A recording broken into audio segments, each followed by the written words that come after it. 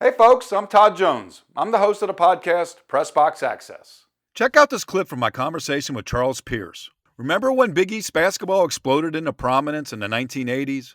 Pierce had a front row seat for it. The other thing that really energized my love for college basketball was that I was working at the Boston Herald and taking it on as a beat at the time the Big East was really exploding. And I had just wonderful, you know, coaches and games and athletes to hang with. When I Okay, started at give us an anecdote. Give us an anecdote from those days as a writer who was watching this Big East explode into what it became. What comes to mind when you think about it from your perspective as a journalist? well, it was it.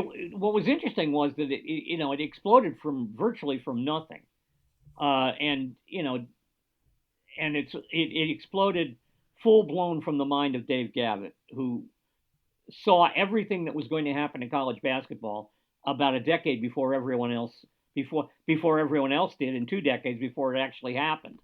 Uh, and the great thing about the Big East was if you called, at least prior to its becoming a giant, that it became a giant sports enterprise that eventually imploded on itself and reconstituted itself right as it is right now, uh, was that you could call any of the coaches and they'd call you right back. You call Dave, he'd call you back in 5 minutes, and so you got to. I mean, there was a fellow feeling, and we weren't homers, but there was a fellow feeling among the people who covered the league that we were all somehow being hauled along on this enterprise. And as I said, it was just dealing with John Thompson and Louis Carnesecca and Rollie Massimino and Jim Boeheim. The four coaches are the four coaches in college basketball that I dealt with in Boston when I started at the Boston Herald were Gary Williams at BC, Jim Calhoun at Northeastern, Rick Pitino, and then Mike Jarvis at Boston University, and poor Frank McLaughlin over at Harvard, who just, and I would call, we're talking about incredibly ambitious guys, everybody but Frank.